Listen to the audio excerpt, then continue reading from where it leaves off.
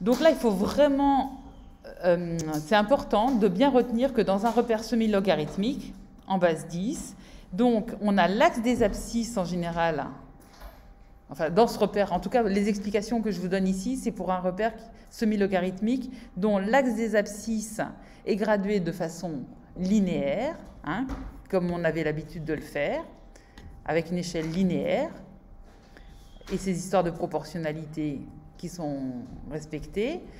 Et l'axe des ordonnées est gradué avec une échelle logarithmique. Donc on dit repère semi-logarithmique parce qu'on a semi, ça veut dire qu'on n'a que la moitié qui a une échelle logarithmique et l'autre moitié a une échelle linéaire. Donc là on choisit l'axe des Y a une échelle logarithmique et l'axe des abscisses a une échelle linéaire, comme vous aviez l'habitude de le faire. Et pour l'échelle logarithmique, je ne vous rappelle pas, ça va?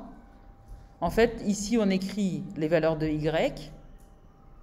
Et pour savoir à quel endroit on met 10 exposant 3,7, eh bien, on sait que le log de 10 exposant 3, ah tiens, il y a un scrunch ici, je n'avais pas vu. En fait, il faudrait que ce soit écrit 3,75. Et là, il y a écrit 3, tiens, il y a un scrunch. Je n'avais pas vu. Il faudra que je rectifie. Tant pis. Il y aura une vidéo où je dis un mot bizarre. On s'en remettra.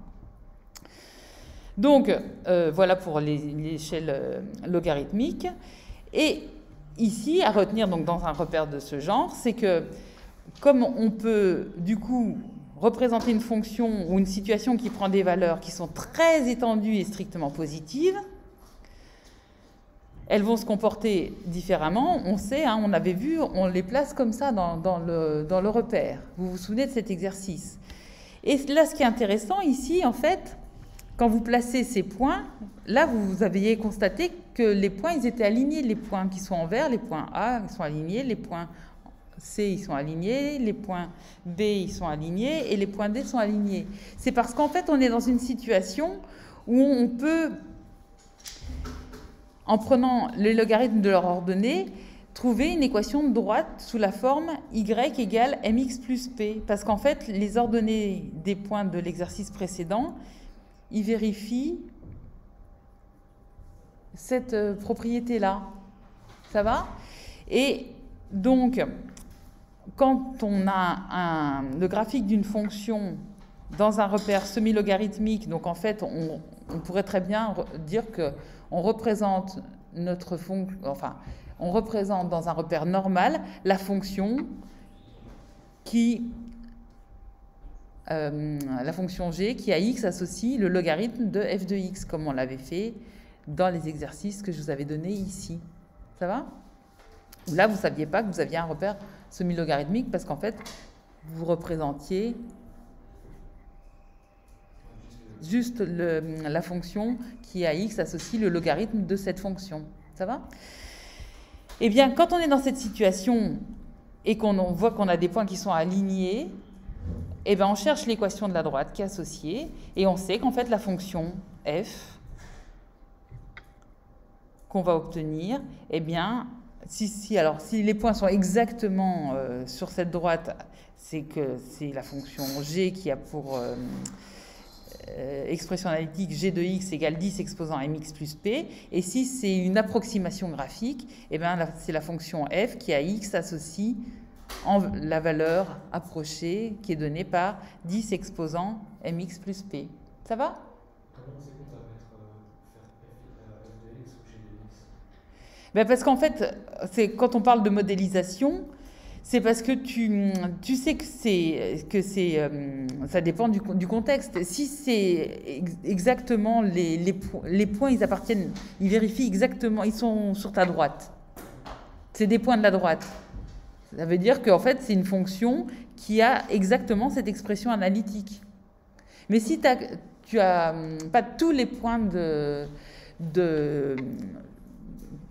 du logarithme de f de x qui sont, donc, dont l'ordonnée est égale à logarithme de f de x, qui sont sur ta droite, ça veut dire que c'est une valeur approchée, que c'est une modélisation. Ça dépend du contexte. Ça va? Okay. C'est... Mais pour l'expérience là, ça va, je comprends, c'est juste que je comprends pas comment est-ce qu'on peut dire, enfin, se dire qu'avec f de x, on y arrive quand on rajoute le logarithme à l'équation droite qu'on a, vu que c'est y égale, là, enfin, ça devient f de x, logarithme de f de x. Parce qu'en fait, pour représenter ta fonction, si tu n'étais pas dans un repère semi-logarithmique, tu te retrouverais bloqué, enfin tu te retrouverais avec un graphique de ce genre que tu ne peux pas exploiter. Parce qu'ici, tu n'arrives pas à voir, c'est tellement proche de 0, ou en tout cas c'est tellement... enfin, parce que ici, c'est pas si proche de 0 que ça, si on regarde bien. Hein. Mais les échelles sont tellement grandes ici que quand tu utilises ce graphique, ben, tu peux rien dire à part que ben, ici, c'est des valeurs qui sont plus petites que 10 puissance 8.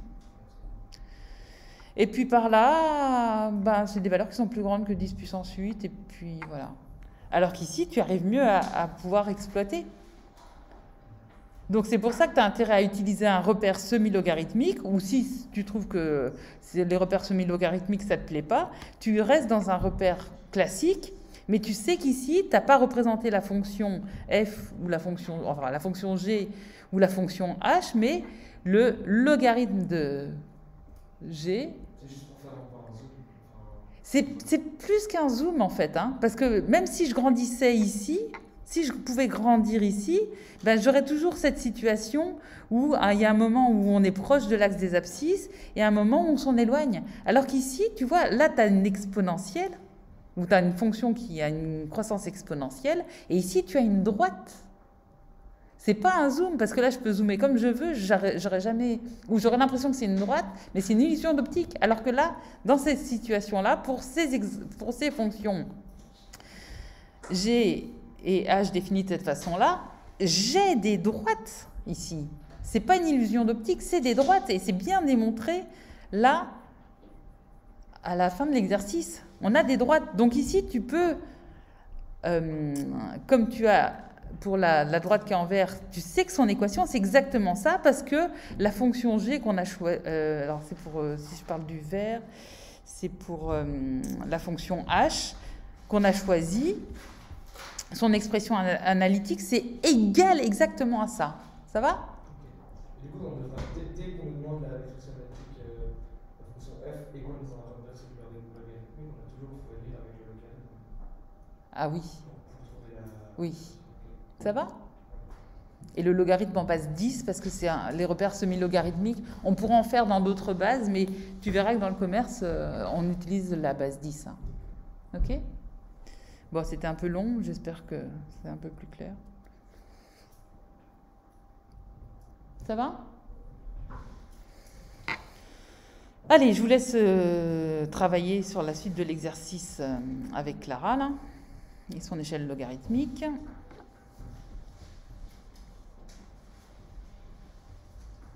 Ah, mais j'ai pas terminé la vidéo. Oups.